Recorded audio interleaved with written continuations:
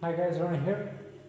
Today I want to talk about another tech related topic, and I'm a drivetrain geek, so it's going to be about chains again.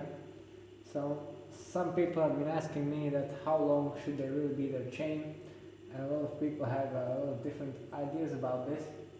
But what most people don't know is actually that chain length affects chain friction and resistance quite a lot.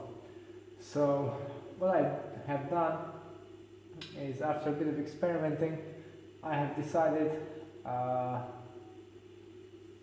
to go for a little more extreme length.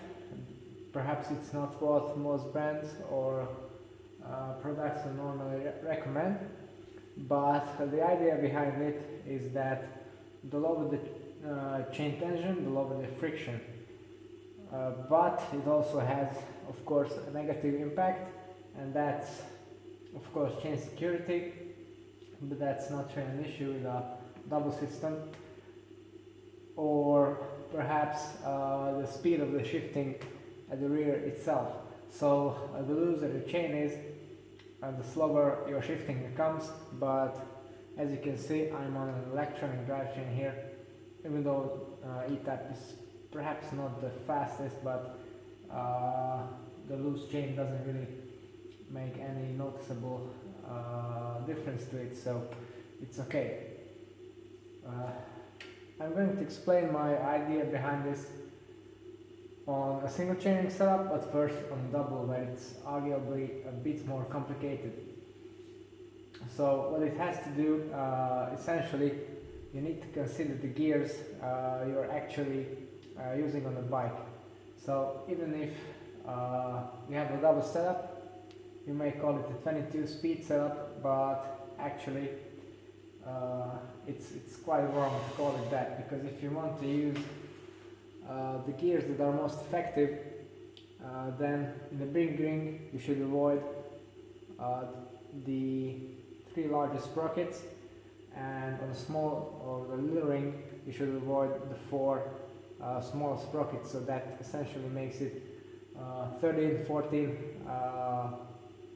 gears, depending on how you look at it. And even from these 13 and 14, there can be duplicates, so that's also a thing you need to consider. Now, so before I started doing this to my bike, I usually ran my chain in length in a way that I was in a little combination, and I've had enough chain on there to keep it just barely tight. But then I realized that I'm quite cautious about my gear selection, and I always want to be in those efficient gears that I've just mentioned. So basically I use the big ring as much as I possibly can, because it's more efficient again, because of the higher tooth count. And then on the little ring I only use the upper portion of the cassette. So then I decided that I don't really need my chain to be able to be properly tensioned in these small combinations. So let me just show you that.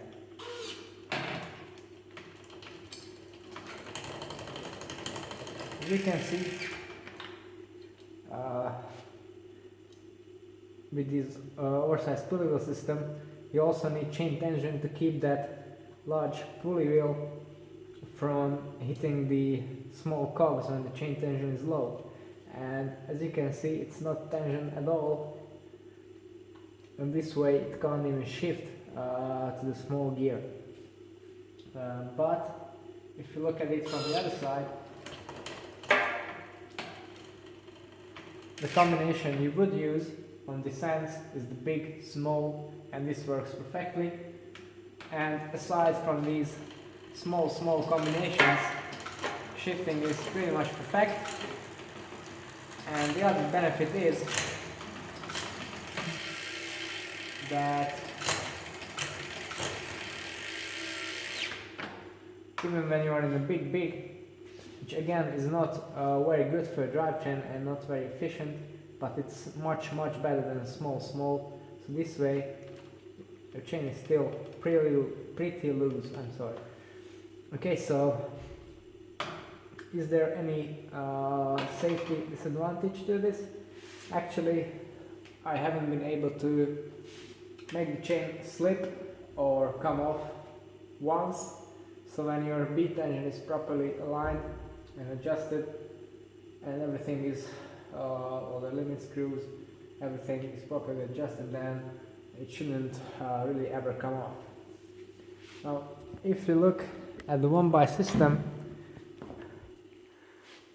it's a tiny bit more simple here, and that's because you don't really need your small chainring to be part of the equation.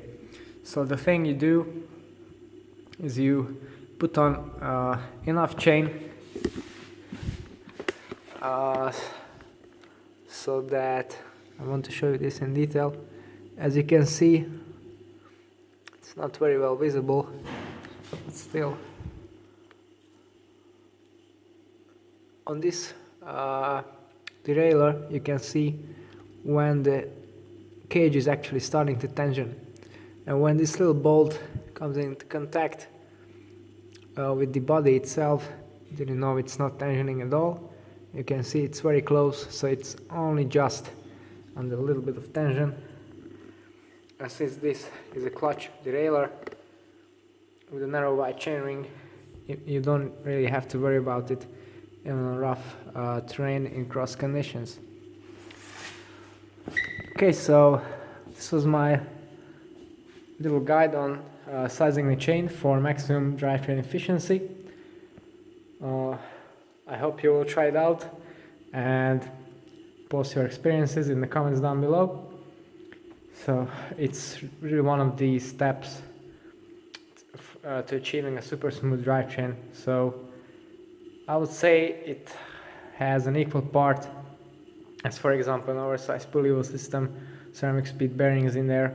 It really is quite important. So I'm curious about your opinions on this one. And then if you'd like to know more about my drivetrain obsessions and all the things I do to my chains, then don't forget to check out the other videos related to this on the channel. It's all for today. Thanks for watching and see you next time.